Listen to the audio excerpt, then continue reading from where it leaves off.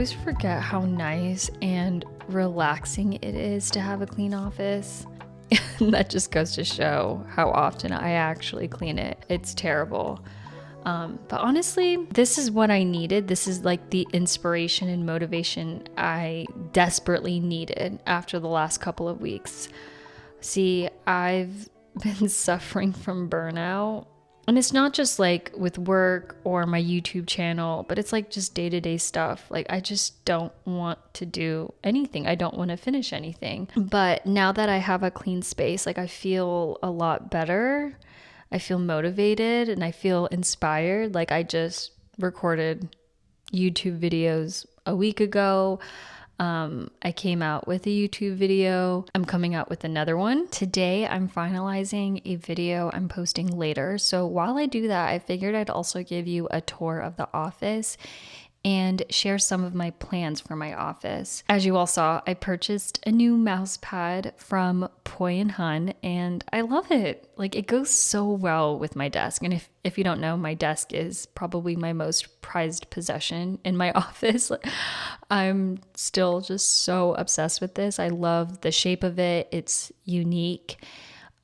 The ends are rounded. The desk itself is extremely heavy. I can't even lift it myself. It's made out of 100% oak. Like this is the type of desk that you keep for your entire life. Like at least I plan on it. The weird thing with the layout of my office is that it's not just a rectangle. I don't have a closet in here, but there is this like extra space, and that is where my desk sits. So you can see the wall isn't completely flushed. Like there's a little bit extra space, and that's where my desk is. The reason why it's like that is because when we were building this house, I had the option of placing a built-in bookshelf here, but I didn't want that. I saw the style and it just wasn't my style. It was a bit, I don't know, old-fashioned. So now I just have this extra space here, and that's where my desk sits. Now, the idea would be to find a contractor who specializes in drywall, or maybe a carpenter. I'm not entirely sure yet. I need to do a little bit more research, but I would love to shape this space into an arch. I love the arch doorways and shelves that I've been seeing lately. And then between the top of my computer and the arch, I could have maybe 1 or 2 open shelves for like books and knickknacks, that sort of thing. That's the idea. I'm a little nervous about shaping this into an arch because it's a huge project. This isn't just like, oh, I'm buying, little accents for my bookshelf. Like, no, this is huge. It's probably going to cost a lot of money. I am concerned that maybe this arched way is too trendy. I mean, I really, really like it, but do I like it because I'm seeing it everywhere? I do have about a year to think about it until then. I think I want to actually work on my office 2025, because this year our 2 big house projects is our backyard and my husband's office. He needs a serious makeover because in his office, it's just his computer, desk, chair, and an empty room. So he needs some serious love in there. At least for me, I'm happy that I have some furniture in my office. It still makes it a little cozy having something in here. It's not just an empty room. He gets the makeover this year. I'm really, really excited for his office because he has some really fun ideas. I think we are going to probably work on my office next year. So I'm glad that I have a little bit more time to think about it because your girl is indecisive. Like I need to sleep on something like this for about a year. The chair I'm sitting on is it's just an extra chair from our dining table. I know. I'm supposed to have, a proper ergonomical computer chair to help with support, especially because I have a pretty bad back. But tell me why ergonomic computer chairs they're not pretty. Like it kills the vibe in here. It's just not aesthetically pleasing. So that is something else I need to do a little bit more research on and just figure out what chair would I be 100% happy with. I do have another desk in my office. This one I just bought from IKEA. I swear it costs like $250. It's just an extra desk because my computer is quite small. All I can really do here at my computer is computer stuff. I can't really plan here. I don't have enough room on my computer desk, but my second desk, it has a lot of room. It's almost like an art or architecture desk. I love this desk. I think I recorded the build out for this desk. So if I can find the video, I'm going to link it down below for you all. But up until today, I had this desk stashed in the corner collecting dust. And that's because I was using a dining table. We borrowed one from my parents. They have a couple that they've just had in storage. And while we were waiting for our dining table, we borrowed one of theirs. And once we got our dining table, I moved the borrowed one into my office. And I liked it because with a dining table, it's sturdy and spacious, but I don't like the aesthetic, like it clashes with the rest of my office. So I plan on bringing that back to my parents' house ASAP. So I'm using my like art desk again, and I did have caster wheels at the bottom of this desk. The wheels started to bend, so I just removed the casters. I added the wheels because I thought it would be easy to move around when I'm like recording YouTube videos. I could put it, anywhere. But the thing is, I just need my desk to stay in one place, and I like where it is right now. It's close to the window, so I get some natural light coming in. And I use natural light for when I'm recording short form videos, and then I use artificial light. This is huge, but I use artificial light for my YouTube videos.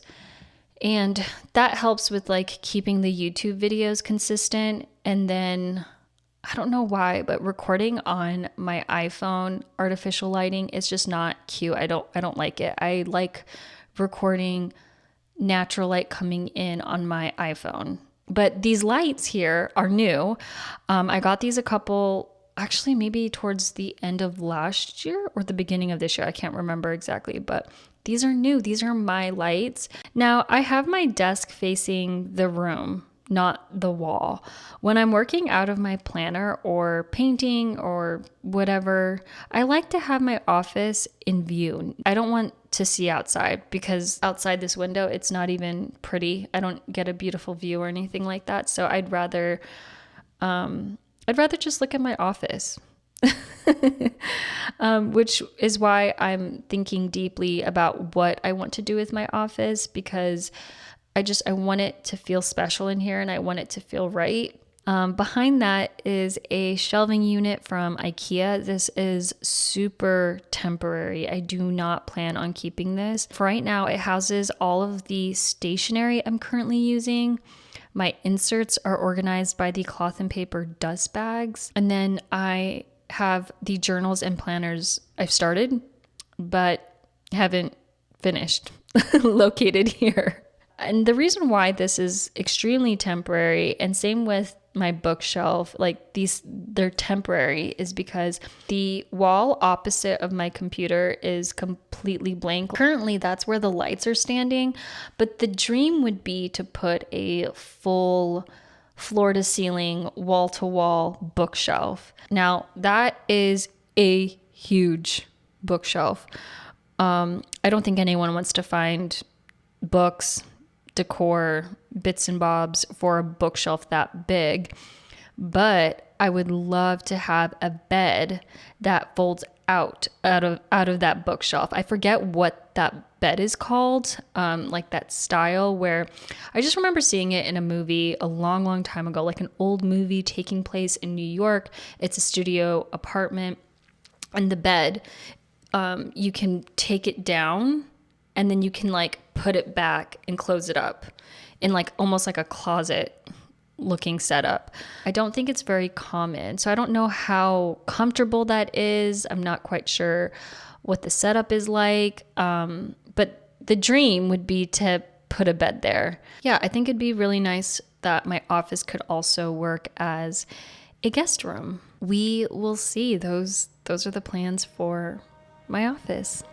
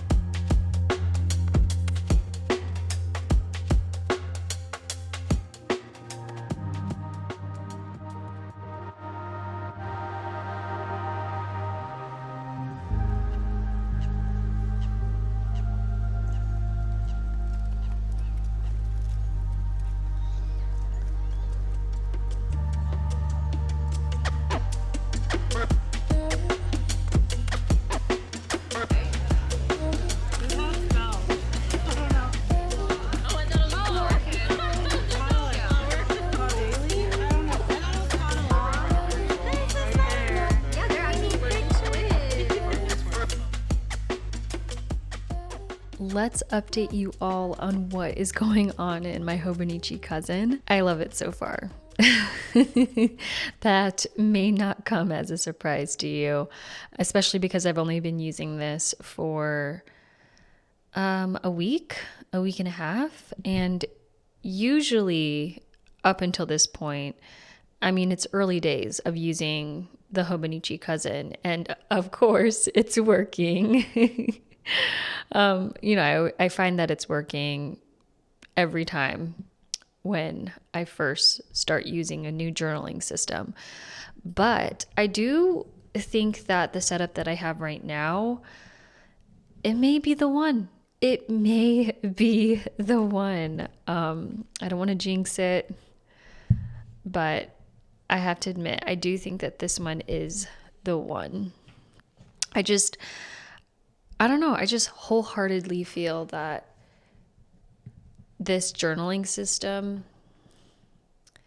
may be the system I've been looking for to essentially catalog my life. So let me show you how I'm doing that with the Hobonichi Cousin. This here is the future log.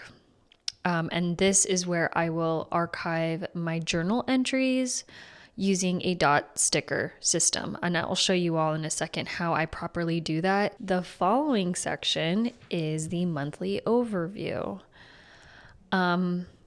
This section I am using to track habits, specifically health. So working out, steps, daily walks, sleep. It doesn't mean that I'll track all those things at one time. For instance, in February, I tracked my steps. I think in January, I tracked my steps and my sleep. It would be nice to track all of those things, like whether I worked out, my sleep, all of those things. But I'm afraid tracking too many things might overwhelm me. So I think I just need to track what I want to track. The following section is the weekly overview. And this excites me because this is where I will journal daily. And that can either be gratitude journaling, daily reflections, memory keeping. I learned after daily journaling last year and then taking a break that I missed daily journaling so much.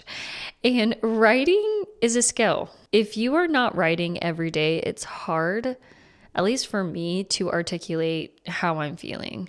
So that's another reason I want to jump back into daily journaling. I haven't started this section because for the daily journaling, I am going to be using the dates. As you can see, this is the spring version, so it doesn't start until April 1st. So another week or so, and I'll start daily journaling in here. I love how the space for each day fills up the length of the page. And that was a problem I ran into when using the Passion Planner. There was a lot of space below, which is great if you are using the planner to plan. Obviously, if you're using the planner to journal, I found that I wasn't using the space of infinite possibility. And there's a section in the bottom left-hand corner for a personal to-do list and a work to-do list. And I wasn't using those. I was just using the weekly overview for journaling. So I did feel I was wasting the planner. I think with this format, and I have the opportunity to fill it from top to bottom, I will do so. So I'm really excited about starting this on April 1st. Next are the daily entries. The first page is my key for my journaling system. The green dot is for journal entries, blue is for quotes, white is for books, and yellow is for research / commonplacing / it's just any pieces of writing that just do not belong to me. Like I didn't write it. It could be an article. It could be research about a specific topic that I'm taking notes on. So that sort of thing. I started this section with an affirmation card by Petite Gloom. It says, I know that keeping a notebook is important to my well-being. It's okay to take a break, to fall behind, but I will return to it when I can. I will do my best to maintain the practice. I'll fill a page even if it's only a small one. I really like that. I like starting this section with that. And the article to go with this affirmation cards is Joan Didion's article on keeping a notebook. And I wrote it. I think it was 6 pages long, and it took me, I feel like, a week to write it. I don't know why I do this to myself, because I could have printed it, but then it's nice. Like once you're done, it is really nice to have it in your own handwriting in your journal versus having it printed. Now, I still have to annotate this article, and that's where this will happen. It's going to be the left side of the page in that margin. I'll probably do that in a week or so. When I write something like this, because I was reading the article over and over again because I was writing it out, I like to take like a week or two and then reread the article and really take a minute to reflect on what's written and then annotate it and reflect on it.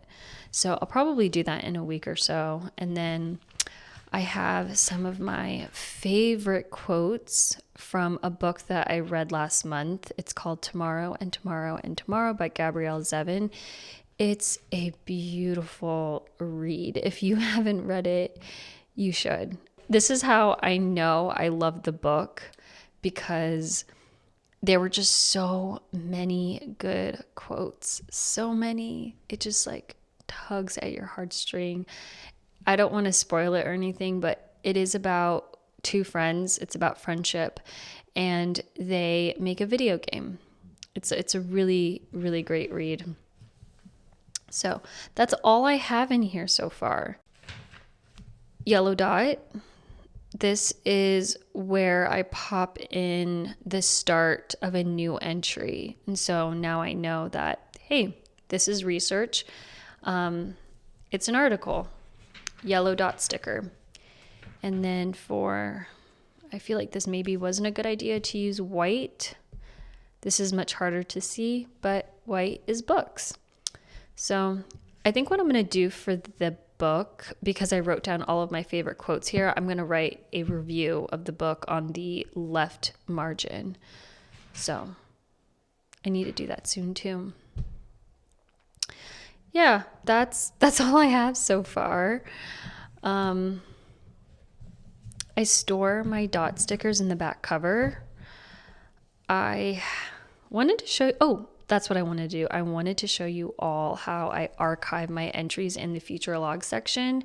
So I have a large dot sticker and then a matching smaller dot sticker. So the larger ones are used for the actual journal entries, and then the small ones are for archiving. So let's do that now.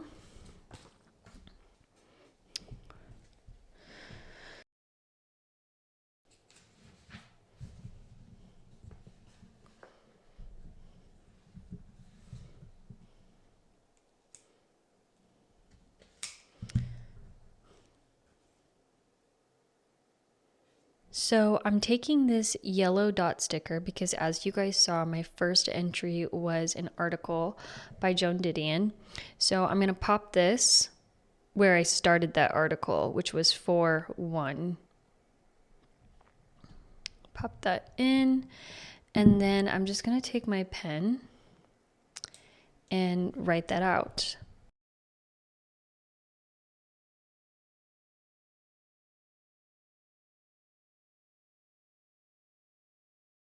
And then I think I said that was 10 pages, but I'll double check. So what will happen is, since that article took up about 10 pages, where I started my quotes for the book tomorrow and tomorrow and tomorrow, I started on 4:11.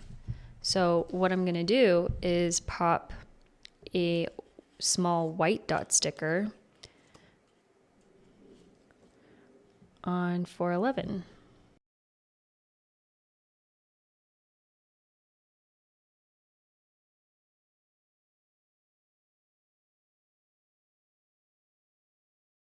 There we go. And that is what archiving my journal entries looks like. So the future log and the daily pages go hand in hand with one another. And I think that this is a neat way to organize my journal entries. Sometimes I'm trying to look for something specific. Archiving my entries will most likely happen when I finish a month in the daily entries. I'm not done with April yet, so I just wanted to show you guys what that was like for the sake of the video. Other random things about the Hobonichi Cousin that I absolutely adore. I love the format. I've never ever, I don't think I've ever had a planner where it included a monthly section, weekly, and daily. I think with the Passion Planner daily planners, that has maybe 4 monthly overviews, and then the rest of the planner is just daily entries. So you don't ever see a weekly overview in that. So I am not used to this. Having this giant planner that has monthly, future log, weekly, and daily entries, like unheard of for me. I love how the notebook lays flat when you open it. Like, that is really nice considering this is new. I love all of the pages. I love the format. To me, I feel like this is such a low maintenance journal. I say low maintenance, but it's because I haven't hit the daily journaling yet. And that is what sparked all of this, was the fact that I wanted to get back into daily journaling.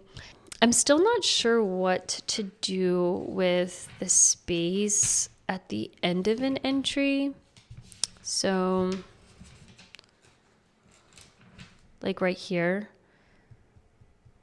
I might just leave it blank, but I'm still open to doing something with this space, either filling it with more affirmation cards, ephemera, stickers. I'm not sure, but I'm also okay with leaving it blank. I am so excited to finish a journal like this and then share a flip through of this at the end of the year. Honestly, my dream would be to finish this whole thing for 2024. I think that's it. Oh, I also wanted to say thank you to everyone who answered the poll that I posted in the community section of my YouTube channel. I asked you all like what kind of videos you wanted to see more of from me, and a lot of you voted for cozy vlogs. So I am definitely open to that. I'm hoping to come out with a like stationery favorites next month and share a couple of things that I've been using, because I think a second requested video that you all wanted to see was stationery hauls. So I think coming out with a stationery haul every quarter of like my favorites is a great idea. Other than that, I think that's it. Thank you guys so much, and I'll see you all in the next one. Bye.